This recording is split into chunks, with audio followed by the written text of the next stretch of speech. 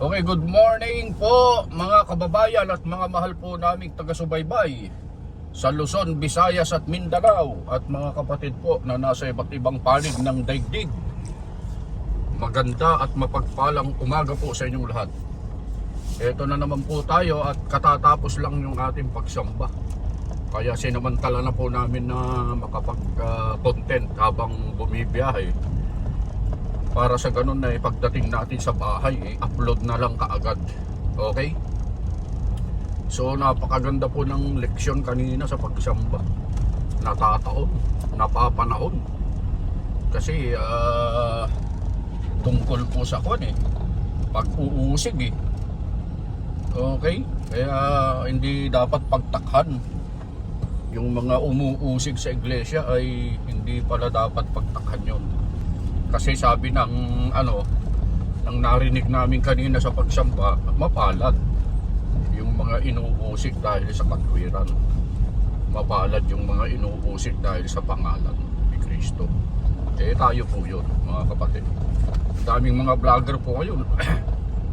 Inuusig po nilang iglesia. Pagka may nagawa ang isang iglesia ni Kristo, hindi naman yung kung sino siya Hindi po yun. Hindi kung sino siya. Yung personal na buhay niya ang tinitira, yung iglesia sa kabuuan. Kaya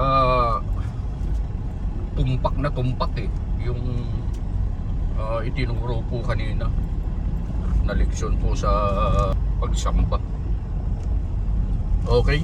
So ang topic natin ngayon, mga kapatid at mga mahal po naming taga-subaybay, tungkol po dito sa marami po kasi ang nalilito.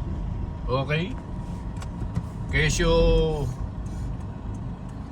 pagka narinig nila, nakikita po nila na nagbablog tayo, ang sabi po nila, mga vlogger daw ng DDS, vlogger ng BBM.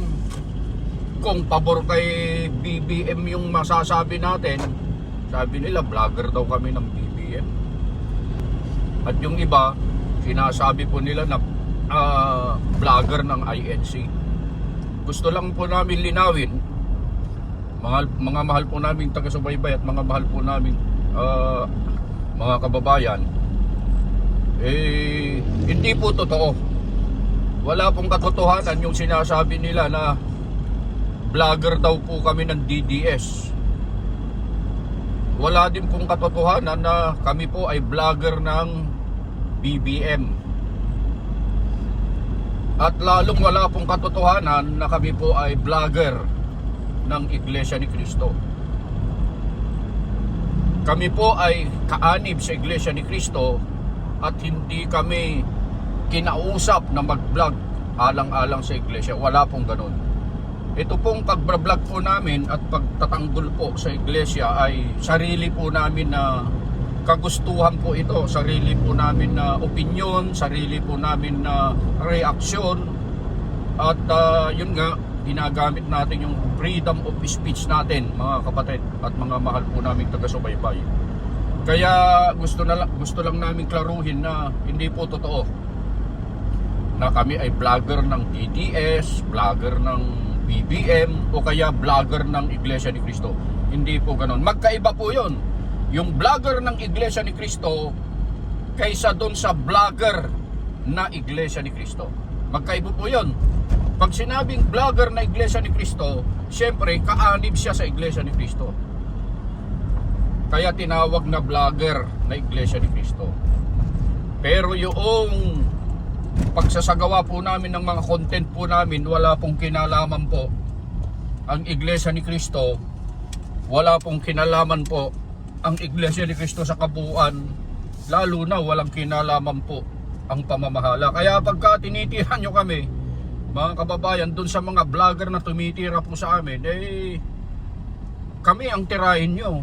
Pagka kasi dinadamay nyo po kasi yung iglesia sa kabuuan, which is hindi po maganda kasi wala naman pong ginagawa po sa inyo ang iglesia sa kabuuan.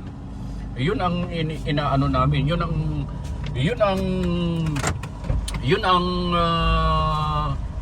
ipinagsasanggalang po namin yung titirahin nyo po ang iglesia sa kabuuan. Pwede nyo naman tirahin po kami, pero pagka iglesia po kasi ang pinag-uusapan na, ibang usapan na po yun, mga kababayan at mga mahal po naming taga-subaybay. Lalo na po yung mga nagko-comment po dito sa amin, sa vlogs namin, na kung ano-ano po ang sinasabi sa comment po nila. Yun, sana po naunawaan ninyo na kami ay nagbablog sa ganang aming sarili.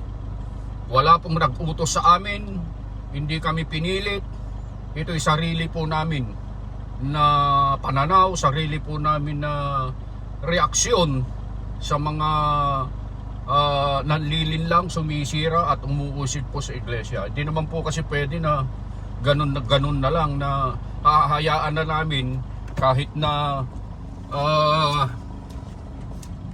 na nilalapastangan na po kami. Hindi naman po pwede yun, mga mahal po naming taga-subaybay.